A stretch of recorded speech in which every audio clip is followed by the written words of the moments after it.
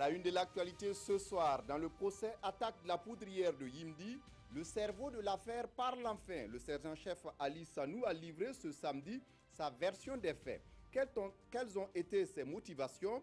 Pourquoi il a déserté? A-t-il bénéficié de complicité? Les révélations dans ce journal. Dans le journal également, plus d'une quinzaine de provinces déficitaires sur le plan céréalier au Burkina et des menaces sérieuses de crise alimentaire dans le Sahel. Il n'en faut pas plus pour inquiéter les populations. Mais ont-elles raison de s'inquiéter? Un invité viendra nous répondre. Le Burkina Faso connaîtra dans quelques mois sa 10e mine industrielle d'or. La mine est en construction à Bungu dans la région de l'Est et le potentiel d'exploitation annuel est estimé à 4 tonnes d'or pour une durée de 7 ans. Les travaux viennent d'être lancés ce week-end. Le film de la cérémonie dans cette édition, ce sont là les titres du 20h. Mesdames, Messieurs, bonsoir. Ravi de vous retrouver. Mais d'abord, pour financer le PNDS, le Burkina Faso compte sur ses propres ressources, mais aussi l'apport des partenaires. Et le gouvernement est attaché à un nouveau mode de financement qu'est le PPP, le partenariat public-privé, qui fait appel au privé pour financer des projets publics.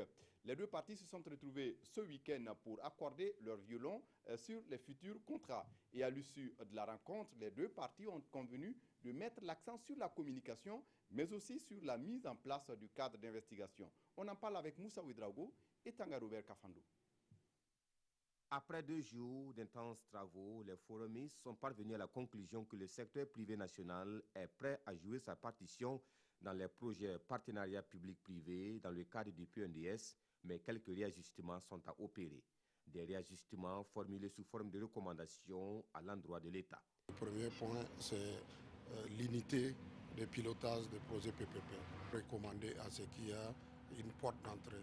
Donc, c'est-à-dire créer une unité chargée de pilotage des projets PPP, l'OSE soit à la primature ou à la présidence, qui permet que les investisseurs nationaux ou internationaux qui arrivent puissent s'adresser à cette unité-là de manière formelle. La recommandation que nous avons faite, c'est de quand même pouvoir baliser les différents types de projets. Les catégoriser. Des recommandations qui auront une attention particulière selon le chef du gouvernement qui voit en ce forum un pas de plus vers la réalisation du PNDS. Je suis tout à fait satisfait. Je suis satisfait parce que les recommandations sont tout à fait pertinentes et touchent plusieurs dimensions. Il y a des dimensions institutionnelles, il y a des dimensions réglementaires, il y a également des dimensions fiscales et j'en passe. Et toutes ces recommandations sont complémentaires. Elles ont pour objet de permettre au Burkina Faso, sur la base des contributions qui ont été faites et également de l'expérience des pays amis dont le représentant était là, d'améliorer notre cadre institutionnel. Le forum État-secteur privé sur les partenariats publics-privés a été organisé par la Chambre de commerce et d'industrie du Burkina. La rencontre a réuni plus de 180 acteurs de la chaîne des partenariats publics-privés venus du Togo, de la Côte d'Ivoire, du Sénégal, de la France et du Burkina. Elle a également enregistré la participation de l'UEMOA, de la CEDEAO et des partenaires techniques et financiers. Le gouvernement burkinabé a-t-il retrouvé les 57 véhicules disparus entre fin 2014 et 2015 du parc automobile de l'État? On se rappelle ce communiqué du ministre en charge de l'Intérieur en mai 2016 qui sommet toute personne détenant ces véhicules de les rendre sous peine de sanction. Eh bien, la question revient aujourd'hui. Et ce sont les députés de l'Assemblée nationale qui interpellent le gouvernement. Les parlementaires qui souhaitent également avoir une idée du transfert effectif des compétences et des ressources aux collectivités locales. Aimé Solange Guigma. Monsieur le ministre, l'ultimatum de 2 semaines que vous avez donné est largement dépassé depuis le 7 juin 2016. Où en sommes-nous avec l'affaire de ces 57 véhicules? C'est par cette question orale sans débat portée par le député Moussa Zerbo de l'UPC que les 85 députés votants ont débuté cette plénière à 4 questions orales, dont 2 avec débat. Sur cette question, le ministre d'État, ministre de la Sécurité, a indiqué que sur les 53 véhicules, au lieu de 57 sortis, 22 ont été retrouvés, dont 9 remis au camp CERES et 13 à la présidence. Les 31 autres véhicules sont toujours recherchés. Il nous est revenu qu'ils étaient gérés en pool. Cet état de fait ne permet pas de situer les responsabilités. Néanmoins, les recherches se poursuivant, nous nourrissons l'espoir de les retrouver. Le ministre de l'Administration territoriale et de la décentralisation, lui, a fait le point sur le processus d'opérationnalisation du transfert de compétences et des ressources aux collectivités territoriales et les innovations opérées dans ce cadre pour permettre aux maires d'exercer la plénitude de leur mission. La question du député Michel Badiara du groupe parlementaire Bourkindlim a suscité tant de débats au sein de l'hémicycle.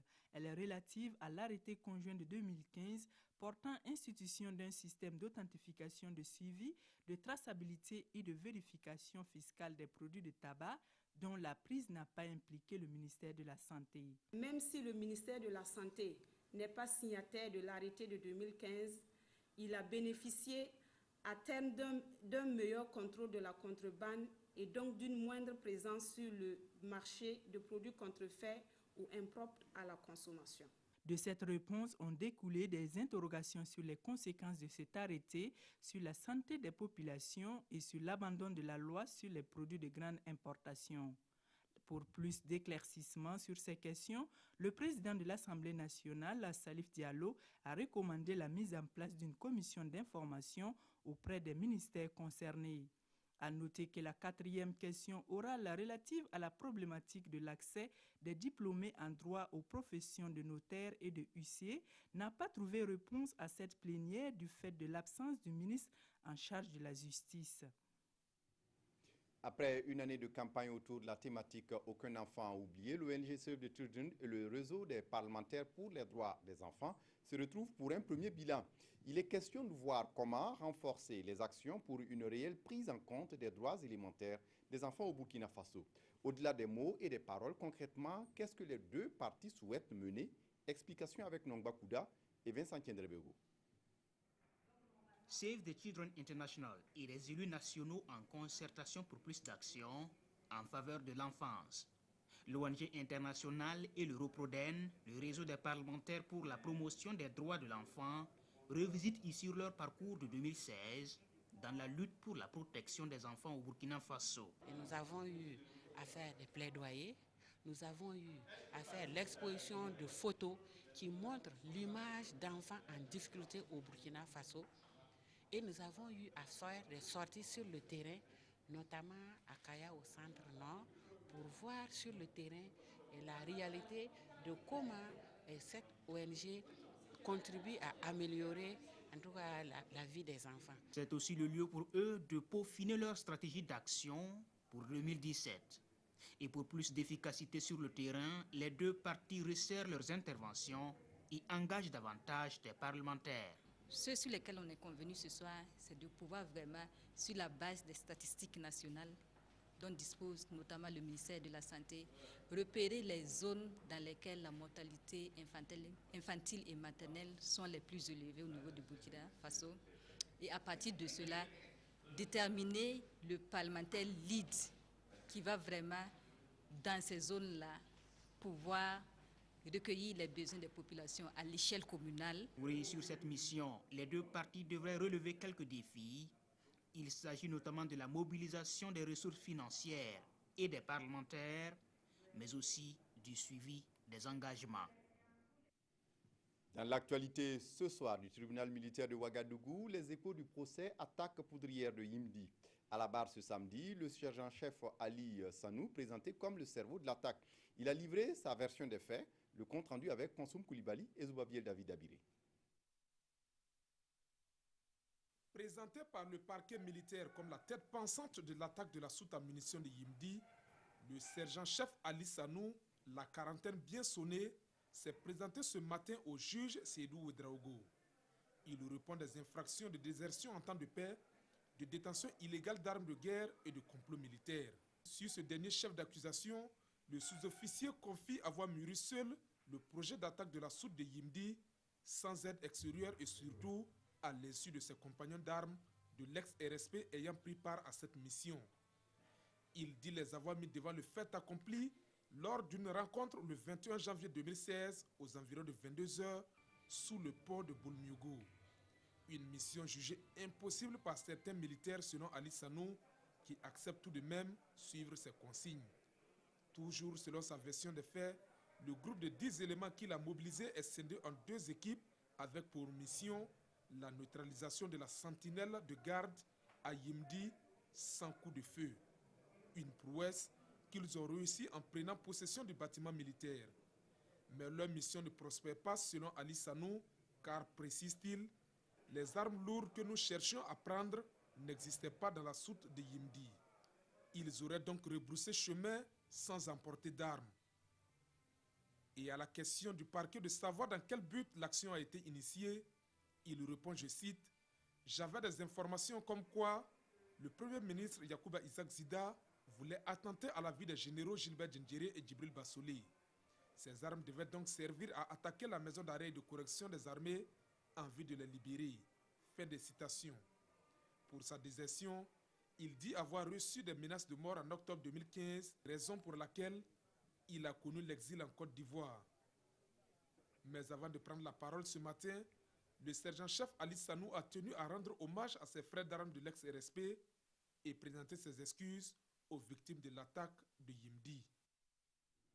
La suite à suivre dans notre journal de demain. Ouagadougou connaît depuis quelques mois des coupures anarchiques d'eau de l'ONEA. Et la fin du calvaire était prévue pour ce 1er avril. Mais comme un poisson d'avril, la promesse n'a pas été tenue. D'où ces explications du directeur général de l'ONEA, invité de notre journal des 13 h. Je vous invite à le suivre d'ailleurs, Jules Arba-Ouedraogo. Effectivement, nous avons fait la promesse à toute la population que le 1er avril, l'eau des Ziga 2 allait être à Ouagadougou et que la souffrance des populations par rapport à la desserte d'eau allait être soulagée. À ce jour, nous pouvons dire que notre pari n'a pas été tenu à 100%. Tout simplement dû à certaines difficultés qu'on a eu à rencontrer, mais dans le fond, l'espoir est permis, étant donné que à ce jour, depuis le 15 mars, la station de traitement est fonctionnelle, donc nous n'avons pas de problème de production d'eau, et même qu'une bonne partie de cette production d'eau a été utilisée pour renforcer la conduite existante. Donc depuis le 22 mars, une partie de cette eau est consommée par la population de la ville de Ouagadougou et une autre grande partie était utilisée pour le curage de la canalisation, la grosse canalisation qui a été posée de Ziga jusqu'à Ouaga de plus de 50 km. Donc à ce jour, pendant la période des 2 semaines, nous avons connu un certain nombre de difficultés d'ordre technique. C'est une nouvelle usine qu'on a mis en fonctionnement. C'est un nouveau réseau qui n'avait pas subi tous les tests nécessaires. Et donc, nous avons fait le curage, les réglages nécessaires et surtout certains essais de pression pour s'assurer qu'il n'y aura pas de fuite d'eau sur le réseau. Malheureusement, on a rencontré des fuites d'eau qui ont retardé la mise en fonctionnement de cette canalisation. Mais je disais tantôt que l'espoir est permis, parce que ce matin même, avec les plus hautes autorités, le ministre de l'eau et de l'assainissement, en présence de toute l'équipe ministérielle, on était sur le terrain et on a fait jaillir l'eau à l'entrée de Ouaga, c'est-à-dire à notre dernière station de dispatching de l'eau. L'eau est arrivée, mais nous avons dit encore qu'il est nécessaire de communiquer avec la population pour dire que nous sommes conscients qu'aujourd'hui, ils sont toujours dans la souffrance, mais que dans les jours à venir, la situation va progressivement s'améliorer. À quand la population entière, ce n'est pas une certaine partie de la population, parce qu'aujourd'hui, il y a une partie, surtout au niveau des centres, qui ne connaissent pas du tout cette pénurie. Nous disons que nous avons peur de plus en plus, compte tenu vraiment des préoccupations de la population, de donner une date précise. Ce que nous sommes sûrs, c'est que dans la semaine à venir, nous allons commencer le processus et que normalement, la semaine encore qui va venir, nous sommes presque sûrs que la population doit avoir l'eau. Nous sommes dans un processus. Aujourd'hui, le 1er avril, nous n'avons pas atteint les résultats escomptés. Donc, dire d'ici 2 semaines, le 15 avril, on aura l'eau de façon certaine. Bon, s'il y a encore un autre problème, la communication va être difficile à rattraper. C'est dans ce contexte de coupure intempestive d'eau que l'Agence de l'eau du Mouhoun et celle de la Seine-Normandie en France scellent une alliance qui permettra à la partie burkinabé de financer ses projets de protection de la ressource eau. Une protection qui passe par la mise en place de polices de l'eau et l'élaboration de schémas d'aménagement et de gestion du fleuve Mouhoun. Des précisions avec Moussa Ouedraogo et Aboubakar Sayon. En paraphant ce protocole d'accord de coopération, l'Agence de l'eau Seine-Normandie en France et l'Agence de l'eau du Mouhoun s'engagent dans un nouveau partenariat. L'objectif est clair comme l'eau des roches, protéger les ressources en eau du fleuve Mouhoun à travers une gestion concertée. L'accord de coopération porte sur 4 domaines, la police de l'eau, la planification territoriale, la gestion des financements de manière solidaire à l'échelle d'un bassin et la gestion des données pour la surveillance de la qualité de l'eau. La partie burkinabé compte sur ce nouvel accord pour renforcer les capacités des comités locaux de l'eau et pour mettre en place des outils performants pour optimiser la gestion des ressources en eau du Mouhoun. Le Mouhoun, c'est le plus grand fleuve du Burkina et ce fleuve alimente le Sourou et sa Mandini qui doivent devenir des pôles de croissance. Et nous sommes en train de voir comment élaborer ce schéma d'aménagement et de gestion pour permettre aux 2 pôles de pouvoir avoir l'eau pour les différentes activités socio-économiques. Cet accord est le 2e entre les 2 agences de l'eau. Son montant n'est pas encore défini. Le premier accord, signé en 2013, a permis de financer 15 projets pour un montant de plus d'1,3 milliard de francs CFA. Le secrétaire général du ministère de l'eau et de l'aménagement, Alassane Sori, a salué ce partenariat qui permettra un partage d'expériences pour de l'eau de qualité et en quantité suffisante. Toujours dans le Mouhoun, des associations actives dans le développement rural ont achevé ce 1er avril la 2e édition de la foire régionale du miel, des produits agricoles et forestiers non lieux. Une 2e édition qui a vu des récompenses remises à des transformatrices dans les catégories miel, produits agricoles et forestiers. Yves Ramba, Edouard Ouedraogo, sur place à Dédougou. Des céréales et des fruits transformés en produits alimentaires. Pour mieux les valoriser, l'ONG Gruet International et ses partenaires s'allient derrière les transformatrices par l'organisation des journées de visibilité. Dans le but de promouvoir la consommation de ces produits au niveau local et de permettre à ces acteurs-là d'échanger pour améliorer leur technique de production et la commercialisation de leurs produits à l'échelle de la région et au niveau national. Beaucoup d'acteurs ont besoin de formation et de crédits afin de mieux réussir dans leurs activités. Et des ateliers ont été initiés lors de cette foire régionale afin de permettre aux transformatrices de rencontrer des acheteurs professionnels et les agences de microfinance. Ça a été fructueux. Nous pensons qu'à l'issue de cette rencontre-là, les acteurs vont pouvoir acquérir du financement auprès de ces IMF. D'autres vont pouvoir passer des contrats de fourniture d'emballage. Et tout ça va permettre vraiment de professionnaliser davantage les acteurs des filières forestières non lieuses. Selon les autorités administratives de la région, ces genres d'initiatives peuvent aider les femmes à lutter contre la pauvreté. Cela peut promouvoir l'économie à la base, et augmenter la capacité financière des associations qui interviennent dans la promotion de ces produits, toutes choses qui contribuent à la lutte contre la pauvreté. En tout cas que nous œuvrons à cela. Des prix d'encouragement ont été remis à des transformatrices dans les catégories miel, produits forestiers et agricoles transformés. Et puis les ministères en charge du développement rural se seront retrouvés dans un cadre sectoriel de dialogue pour rendre davantage plus efficace et dynamique les domaines agricoles et pastoraux au Burkina. Ce 28 mars, ils se sont réunis pour évaluer le chemin parcouru Et on retiendra que de nombreuses réalisations ont été possibles, surtout dans l'équipement rural et la réalisation d'ouvrages hydro-agricoles. Nathalie Sawadgo. Les acteurs de la production agro-silvo-pastorale échangent ici à Ouagadougou. Ensemble, ils veulent valider le rapport 2016 de la mise en œuvre du Plan national de développement économique et social PNDS dans le 10 secteurs et envisager l'avenir.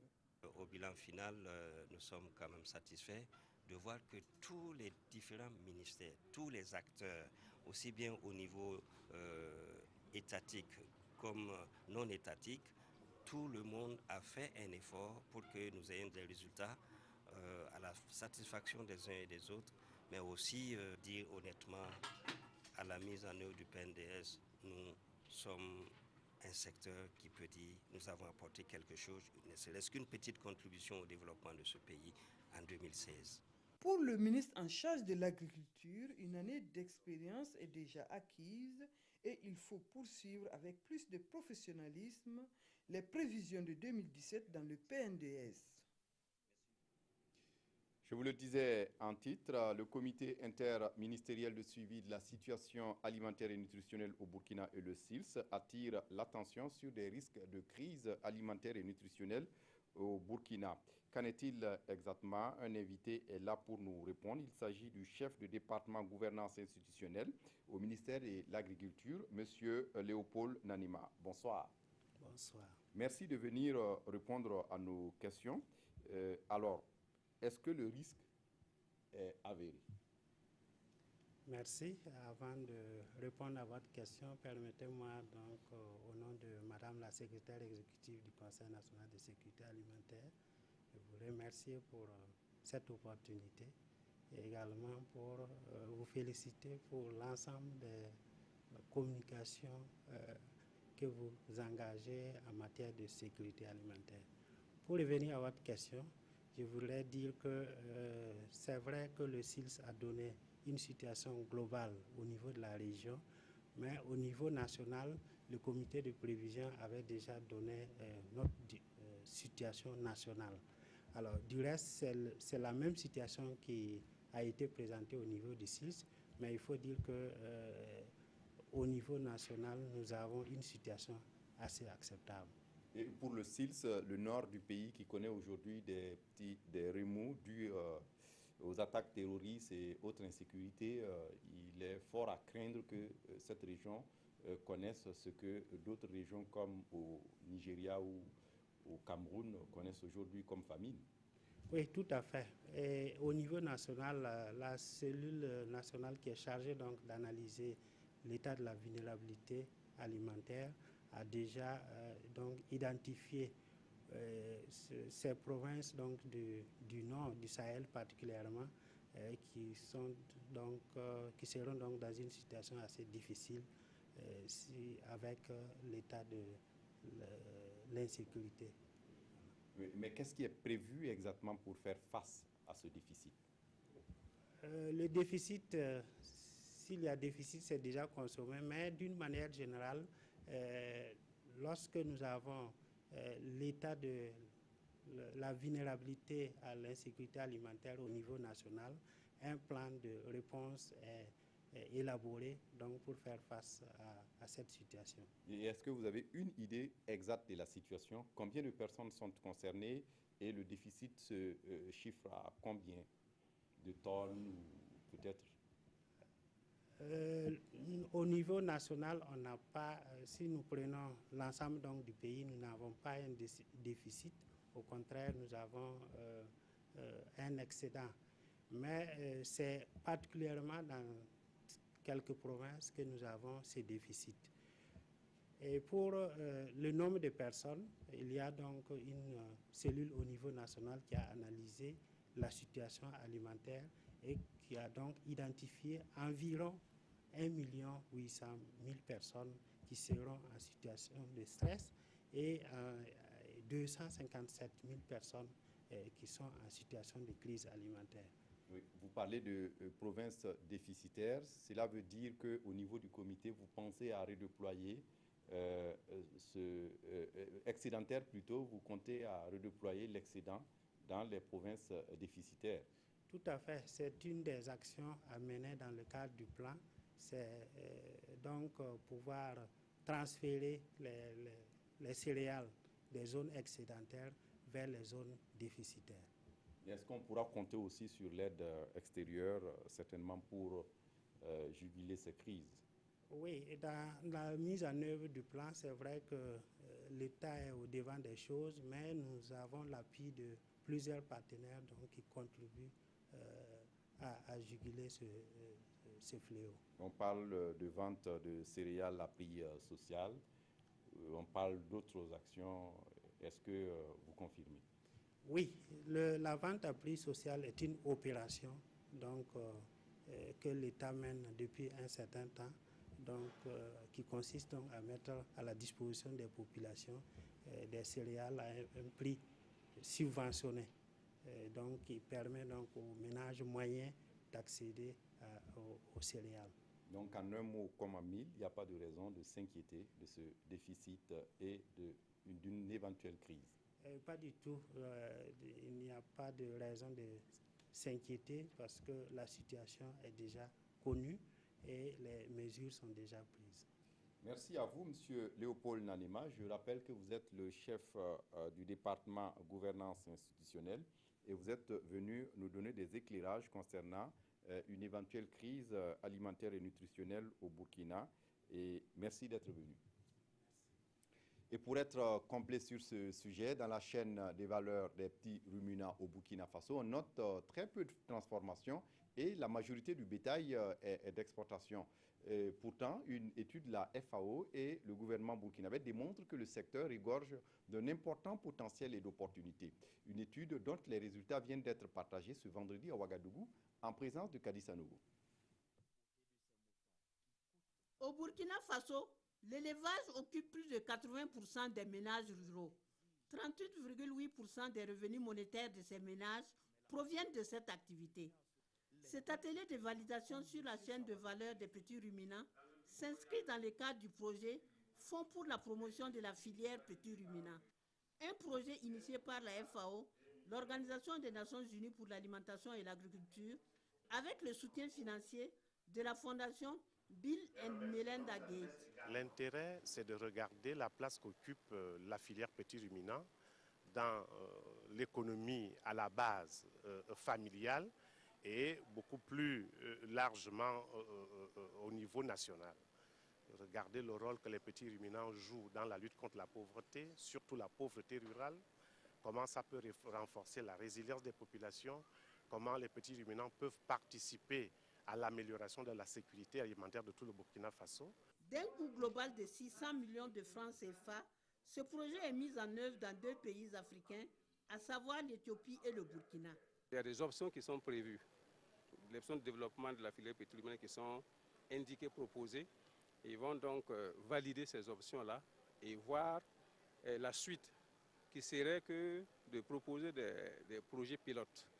D'une durée de 15 mois, ce projet vise à terme à appuyer les gouvernements et les investisseurs privés des 2 pays à avoir des plans détaillés pour les investissements dans la transformation de la filière petits ruminants avec un accent sur les exploitations agricoles familiales.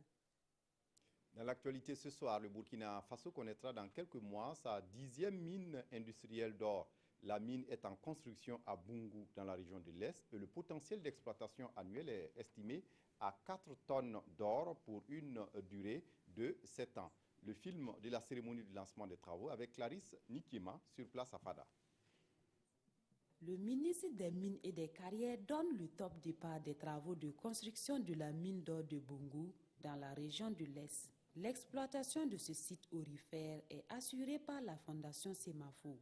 Les réserves exploitables de cette mine sont estimées à 39 tonnes d'or avec une teneur moyenne de 4,5 grammes par tonne pour une durée de 7 ans. Le coût des travaux s'élève à plus de 131 milliards de francs CFA. On a commencé l'année dernière à faire quelques travaux d'exploration. On a déjà identifié aujourd'hui plus de 750 000 onces d'or additionnelles en ressources, sur lesquelles cette année on travaille déjà pour essayer de faire les forages et les amener en réserve pour le début de l'année prochaine. Premier du genre, dans cette région de l'Est, La mine d'or de Boungou va générer plus de 1200 emplois, dont 735 directs. Elle apportera 166 milliards de francs CFA au budget de l'État, avec des retombées considérables pour la population de base. C'est un projet qui est d'envergure et c'est un projet qui va offrir des avantages énormes à divers acteurs qui interviennent ici. Chaque mine a un plan de gestion environnementale et sociale. Et au niveau de Semafo, ce plan est d'une qualité exceptionnelle et ce plan a commencé à être mis en œuvre et nous avons bon espoir que le travail qui se fait va se faire dans les normes requises. Le premier lingot d'or de ce site est attendu au deuxième semestre de l'année 2018. En santé, les grossesses non désirées et les avortements clandestins dans le milieu scolaire entraînent une déscolarisation, surtout des filles. C'est un constat de l'ONG Maristrop, l'ONG qui entend œuvrer avec une stratégie pour mettre fin au fléau. En quoi consiste cette stratégie? Les réponses avec Bouma Ernest Nébier. Des grossesses non désirées par-ci, des avortements clandestins par-là, autant de fléaux qui conduisent à la déscolarisation des filles dans la région du centre. Une situation qui ne laisse pas indifférente l'ONG Maristop Burkina qui organise cet atelier pour attirer l'attention des autorités de cette région sur la question. Le tableau est, je peux le dire, un peu noir et en dehors de cela, vous avez souvent cette jeunesse qui a besoin de certains conseils sur la sexualité et qui ne savent pas où s'adresser. C'est pour ça que nous avons initié cet atelier pour pouvoir toucher les personnes ressources qui peuvent influencer les décisions au niveau de la région pour qu'on puisse améliorer l'accès de cette frange de la population au service de santé sexuelle et reproductive. Au cours de cette rencontre, des réflexions seront menées sur la stratégie mise en place par l'ONG Maristop Burkina pour lutter contre ces fléaux qui compromettent le cursus scolaire des jeunes. Et l'ONG entend compter sur la disponibilité et le soutien des autorités de la région du centre pour la mise en œuvre de cette stratégie. Notre accompagnement sera vraiment technique et il sera un soutien moral à tout ce que cette ONG fait en termes de planification familiale dans notre région. Maristop est une ONG active dans la recherche de solutions aux problèmes de santé sexuelle et reproductive des jeunes au Burkina. Elle a pour slogan « Un enfant par choix et non par surprise ».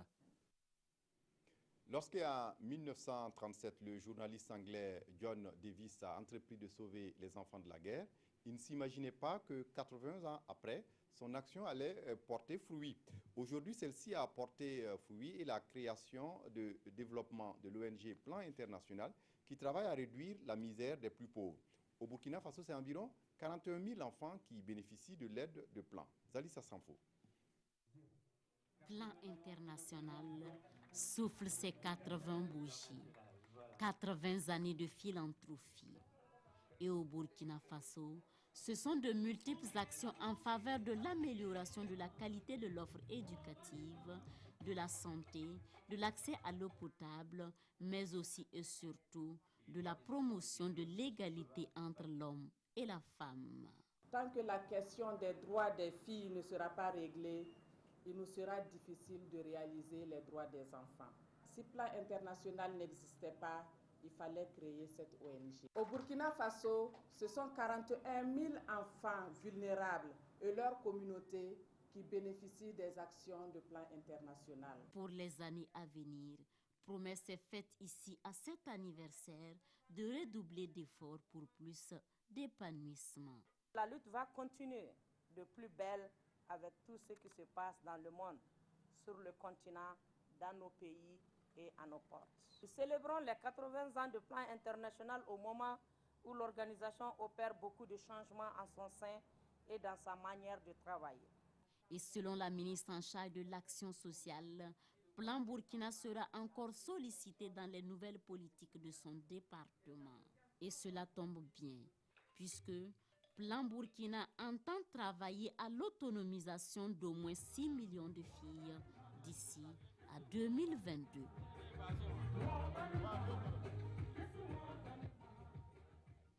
Et ce 1er avril, une tradition qui se perpétue, le poisson d'avril, l'occasion de plaisanteries et de canulars. Mais quelle est l'origine de cette tradition? Élément de réponse dans ce reportage de Mireille Tougouma.